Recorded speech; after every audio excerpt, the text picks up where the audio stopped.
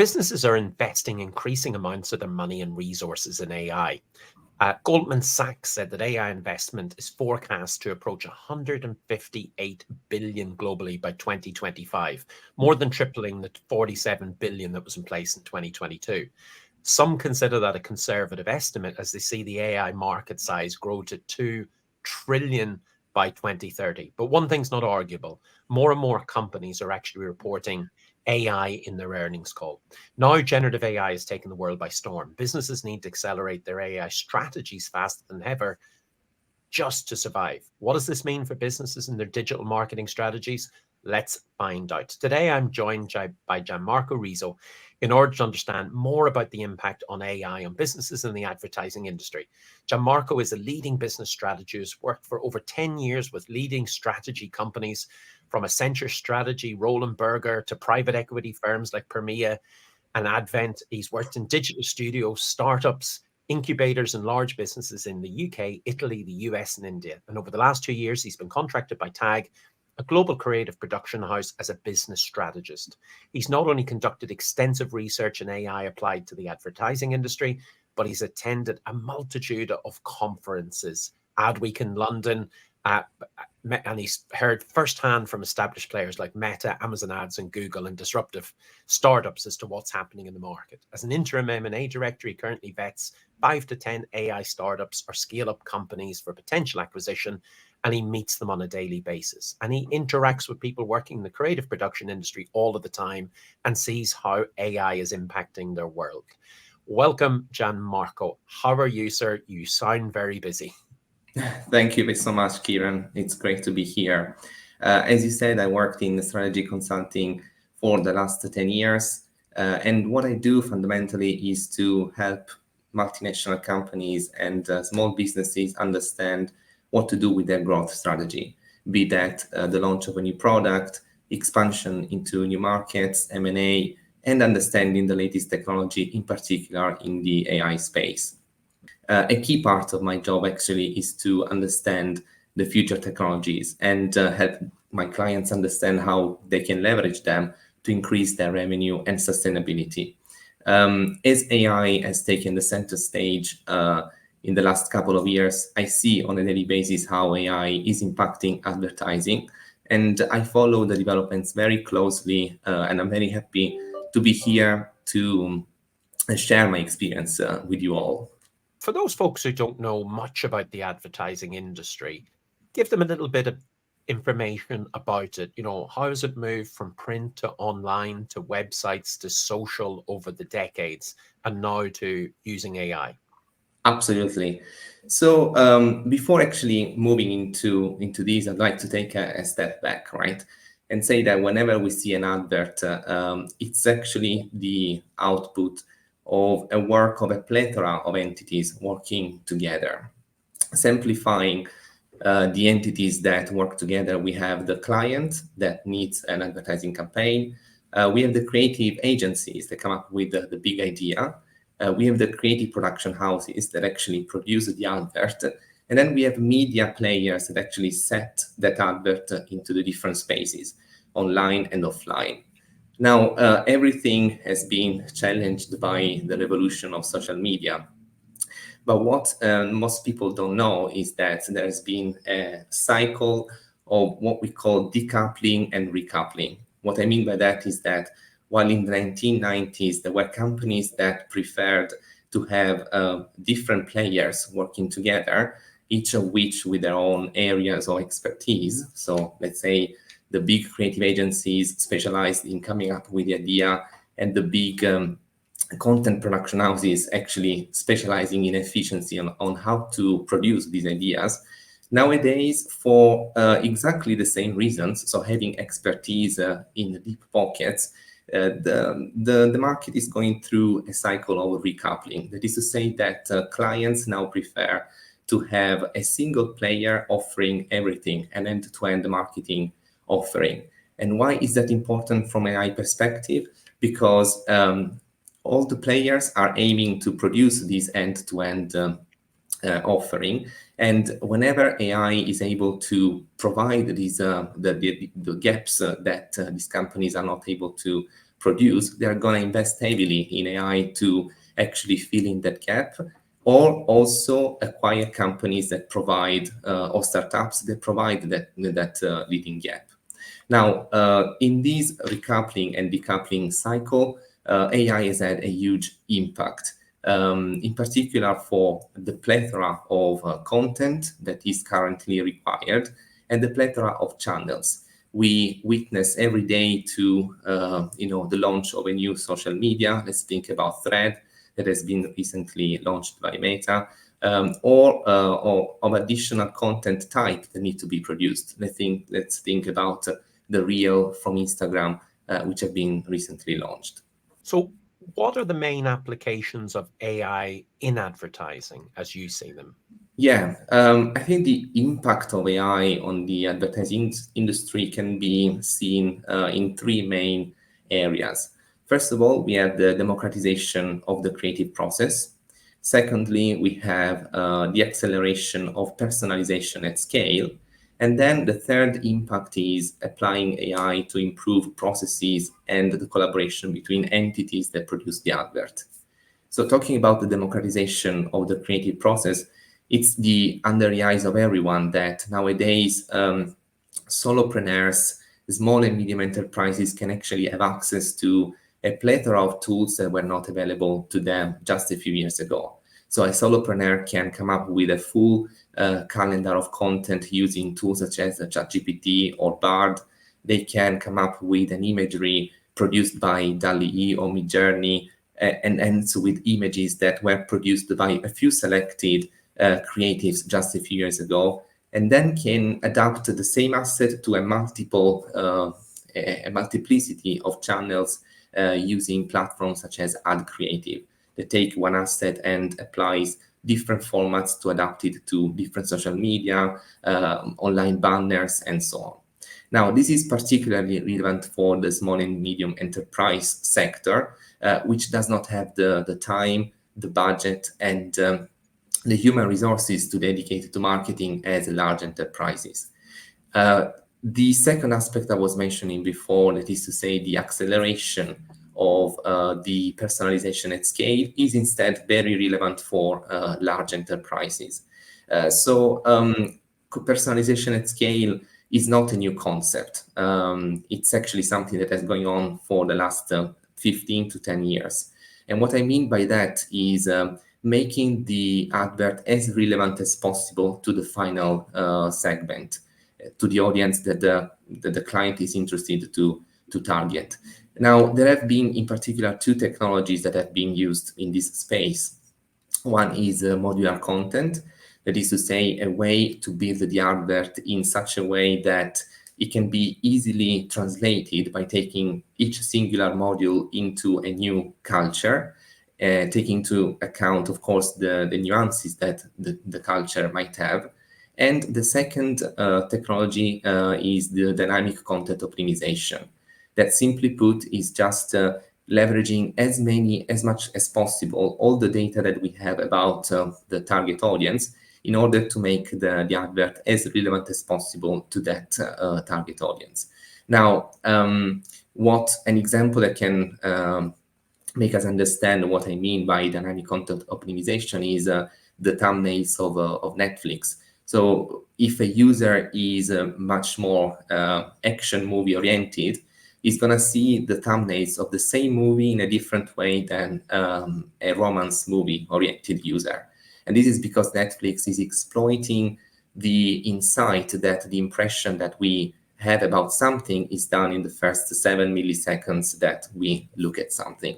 So now, if these two technologies were already present in the last 10 to 15 years, with AI, with the plethora of data on which the model can be trained on, we can go even a step further and make the advert relevant to even a more segmented audience.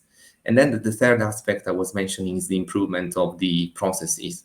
When we talk about creative in particular, and we think about the job that a creative person does, it's not just creating a creative asset, such as an advertising campaign, but it also implies a lot of activities that are not as creative.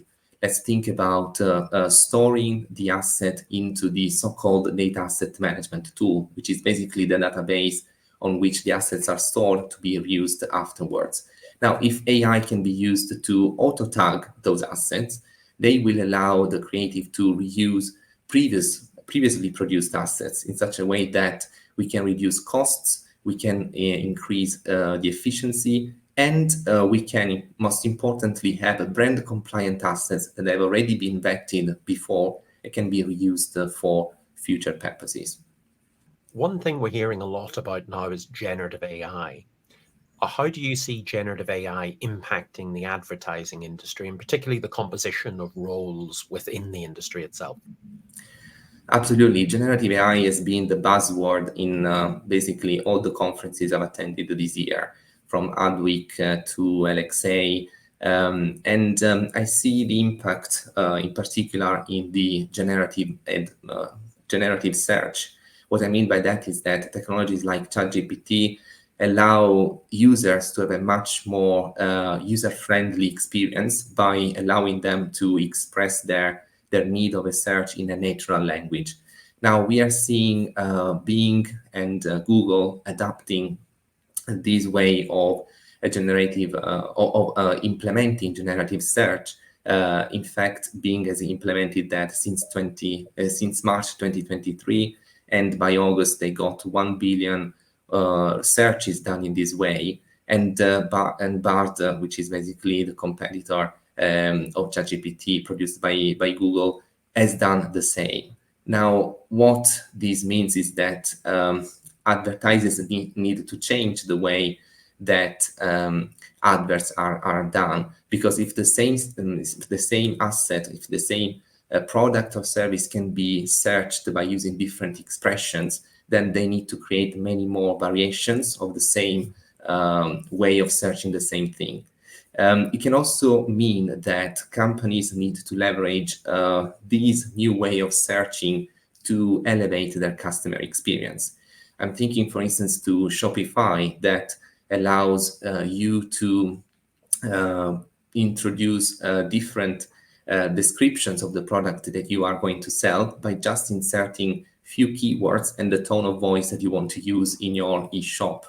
Or also, I'm thinking about Snapchat, that has introduced a chatbot that allows users to have companionship or recommendations in terms of skin tone.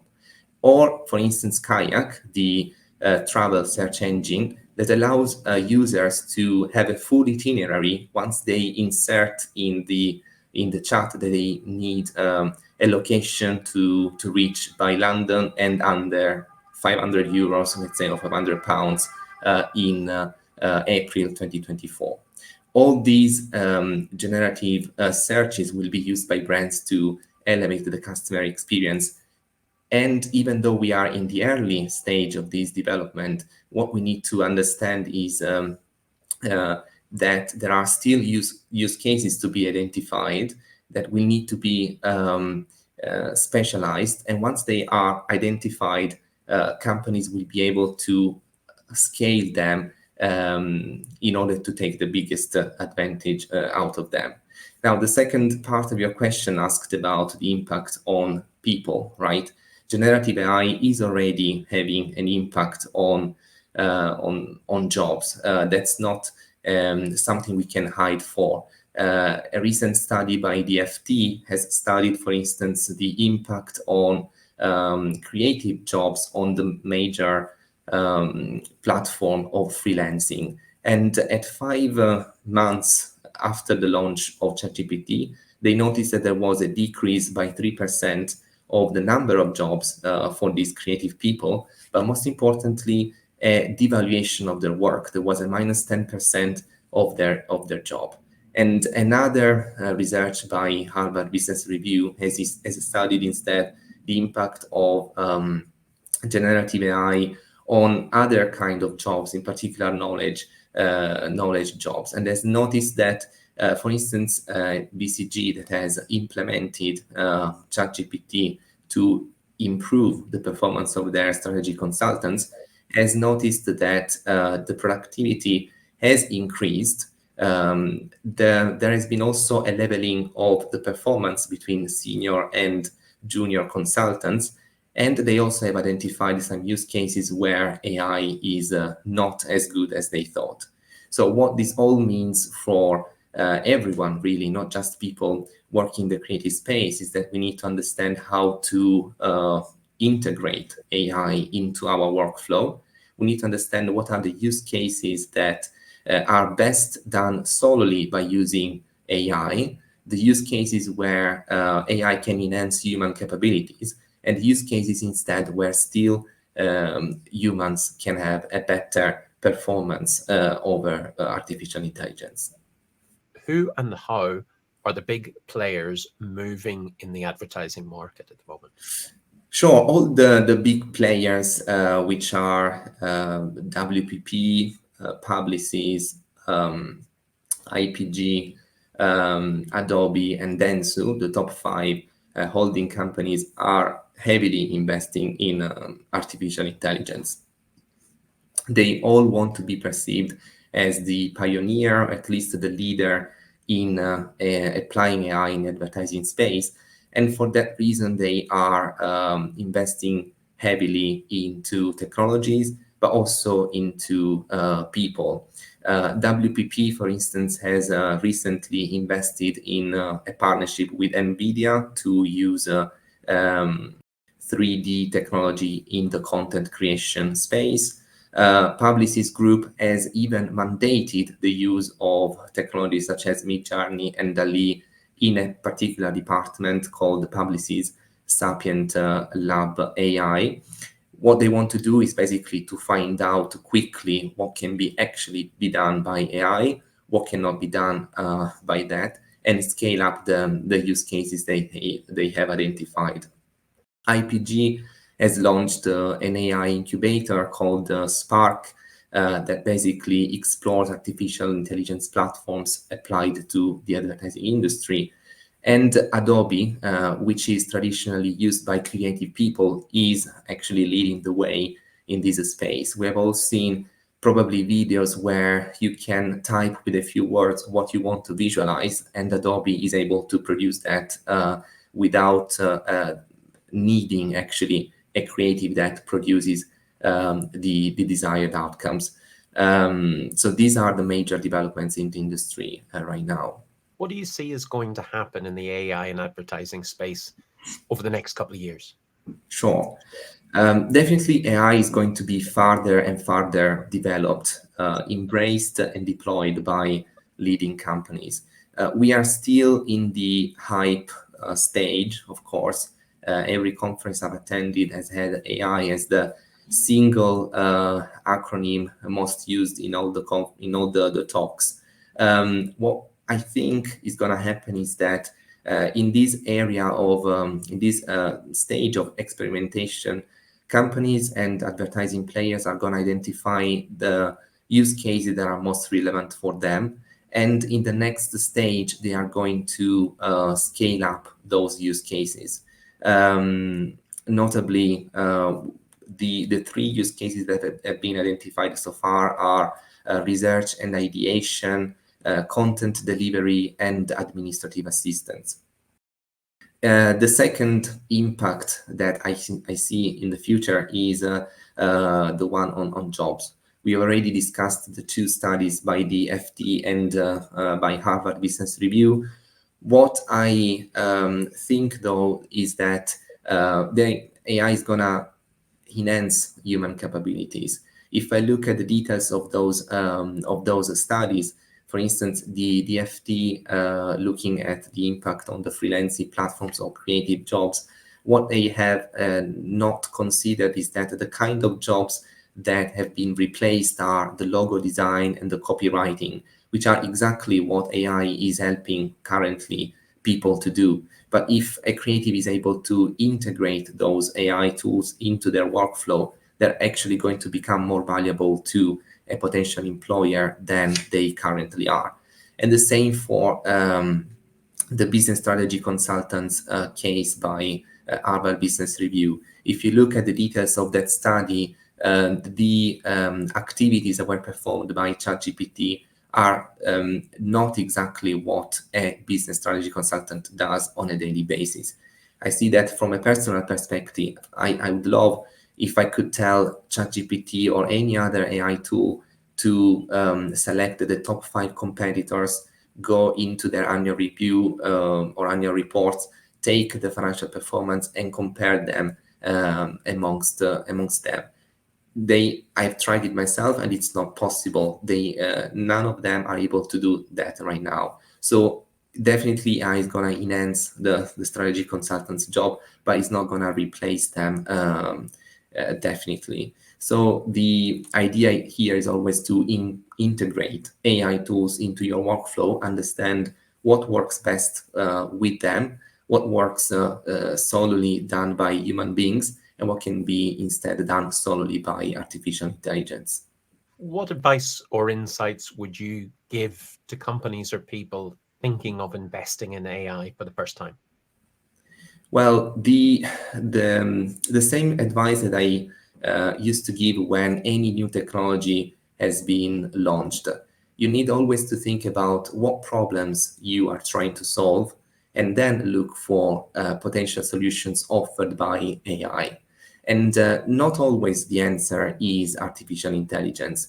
We are currently probably bombarded by adverts or recommendations on social media masked as ads on the fact that we need to have AI tools to increase our productivity. But AI cannot always be the answer. When it is, then it is still important to understand that we are in a experimentation stage, that a lot is being found out as we speak, and that we need to take into account different perspectives. First of all, what the business needs are. Second, how our talent strategy is going to evolve, and if it's better to integrate AI into the talent strategy to optimize the growth of our company. And third, what is the ultimate goal that we want to reach, and if AI is actually important and fundamental to reach that stage. Gianmarco, wonderful advices today. I love that we've ended on, is AI the right thing for you? Particularly when we started with all of the facts and figures at the top end, which described how big the potential actually is. But like every technology, it has to be right. It has to solve a business problem. But from what you've described today, if it is right for you, it can have a tremendous impact on AI advertising in business in a multitude of ways. Gianmarco, if people are trying to find out a little bit more about you, how do they go about doing that? They can contact me on LinkedIn, on Gianmarco Rizzo. They can visit my website and see previous projects that I have delivered. It's gianmarcorizzo.com. Or they can follow my page on Instagram. It's The Business Strategist.